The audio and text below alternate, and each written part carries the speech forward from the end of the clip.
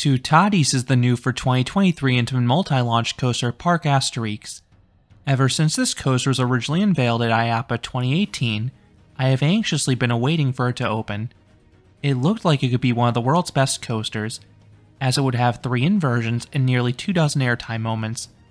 Was it as good as advertised? Find out in this review of Toutatis. Parc Asterix was very impressed by Terran at Phantasialand. This is an Intamin multi-launch coaster with rapid-fire pacing and great theming. It has been an absolute crowd pleaser since day one, and it's widely considered to be one of the best coasters in all of Europe. Toutatis was to be placed in the woods behind Tras du Hora, the park's mock bobsled coaster, but this location caused some complications during the construction process. This coaster was originally scheduled to open in 2021, but in July of 2019, it was revealed the coaster would be delayed until 2022. The park had trouble securing the necessary permits to remove trees in those aforementioned woods. After the COVID-19 pandemic hit in 2020, the coaster was delayed an additional year until 2023. While the ride took longer to open than originally planned, it was well worth it. Not only did Parc Asterix have a signature new coaster, but they also got a brand new themed area, Le Festival de Toutatis. Tras du Hora was worked in this new area. The land was themed to a druidic festival with colorful banners and some large structures. It is a lively area. And the anchor is easily Toutatis. Located in the back of the area, the coaster looks great. The brown track and black supports are not too flashy in their own, but that's fine because they give the coaster a more natural look. That suits this ride perfectly, especially because the station building is inside this giant rock mound. It's a really unique aesthetic. Then the first half looks fantastic from the midway. Both launches are in full display, taking place in these themed trenches. You can really see how they took inspiration from Terran for the launches specifically. And I love how there are these hieroglyphics on the walls that change colors whenever a train is coming. This effect is particularly cool at night. Then the spike and top hat look mighty imposing, as they are the 2 tallest structures in the park by far, especially because you can get right up next to them. You can't see much of the back half of the ride though, and that's by design. You can only really see the last few elements coming right up next to the queue line. The rest of the second half is low to the ground and takes place in the woods. This makes the agile layout a surprise for most first-timers, and makes for a spectacular night ride because there's zero light back there. This routinely has had the longest wait at Parc Asterix all season, which is not too surprising given its newness and popularity. Toutatis' wait has routinely exceeded an hour, but there are a few ways to beat the crowds. First, you can head here early, but this requires some effort. Festival de Toutatis is one of the closest areas in the park to the main entrance. It is located just off to the right, so unsurprisingly, many people make this their first stop. And there's quite literally a stampede over there in the morning, so be ready to run. Second, you can head there at the very end of the day. I highly recommend this approach. Not only did Toutatis' wait shrink significantly during the last hour, but the coaster will be warmed up and you can get a night ride if the park is open late enough. And this park will keep the queue lines open right up until park close.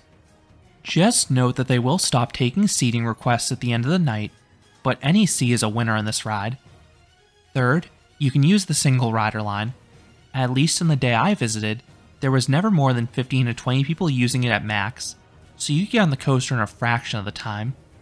Fourth, you can use the park's full-automatic skip-the-line system. This is an upcharge, but it's the best way to marathon this coaster, especially if the park is busy. As of this recording, Toutatis is only included on the unlimited tier that costs €105 per person per day. If you want this, I strongly recommend buying it in advance. They will regularly sell out the day of. I imagine Toutatis will be available in the lower tiers as well in future years. Single shots are always available the day of though. These cost €10 per person. These can be purchased directly in the park's app. I was a bit worried this coaster would have some downtime with the quick switch track. Busch Gardens Williamsburg opened a very similar coaster in 2022 in Pantheon, and that coaster had some downtime in its inaugural year. Fortunately, Toutatis seems rather reliable. I didn't see the coaster go down once in my time at the park.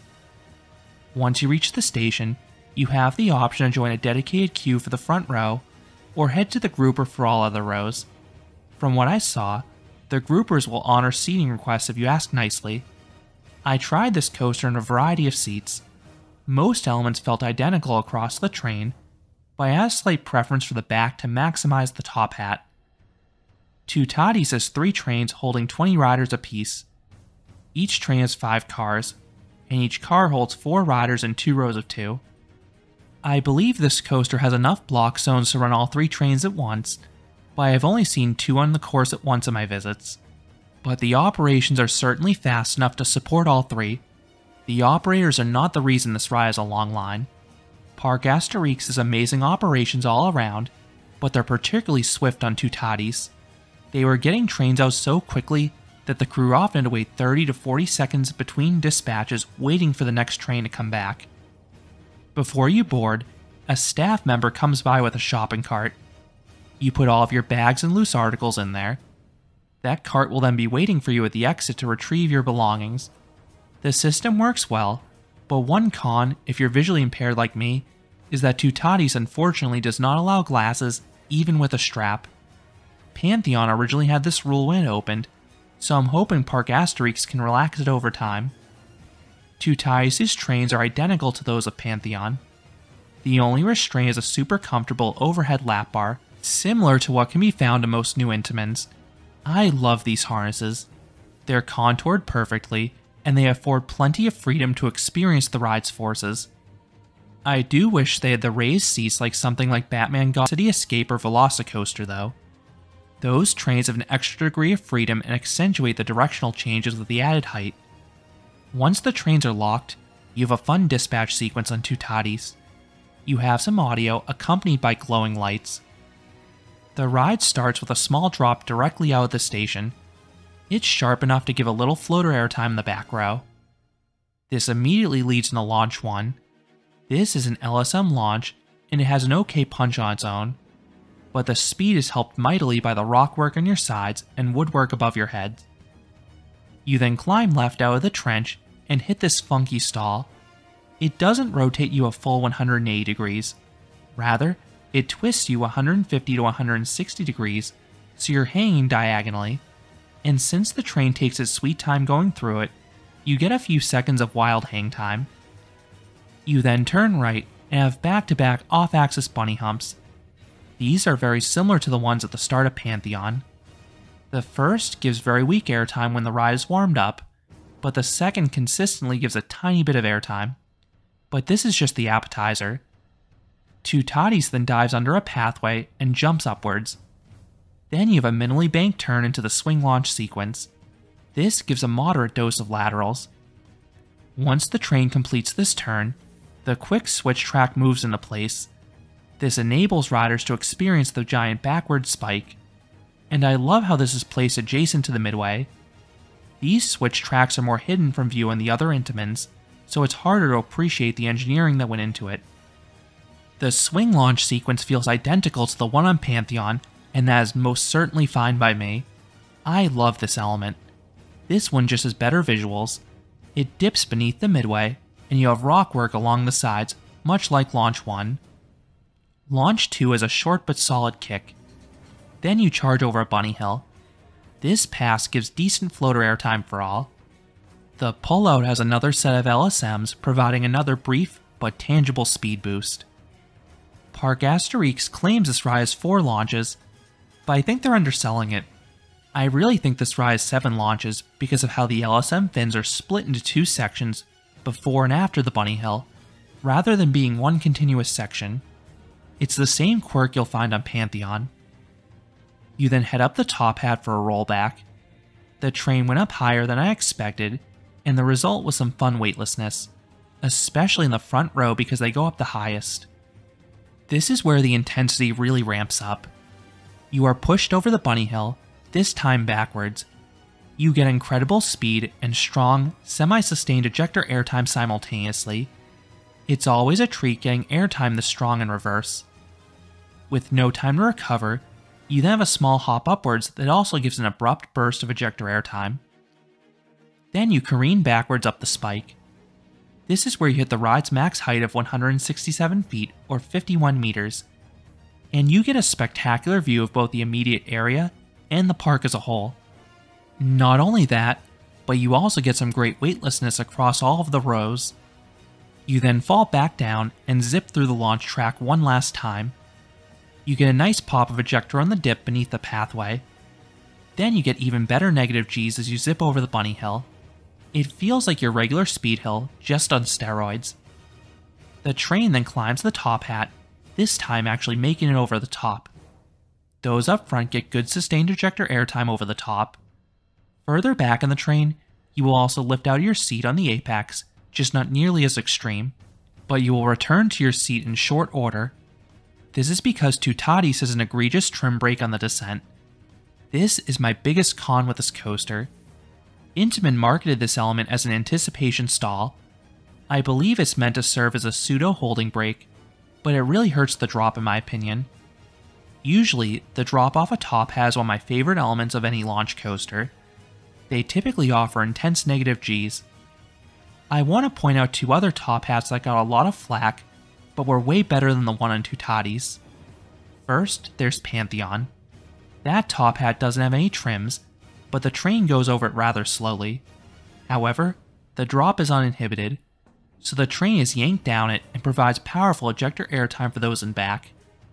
Second, there's Batman Gotham City Escape at Parque Warner Madrid. This top hat is notable for also having an anticipation stall. While you travel over the top hat even slower than that of Toutatis, the plunge is far more intense. I think it's a combination of the shorter train and the brake releasing sooner before you get to the meat of the drop. On Toutatis, the trim is far more disruptive.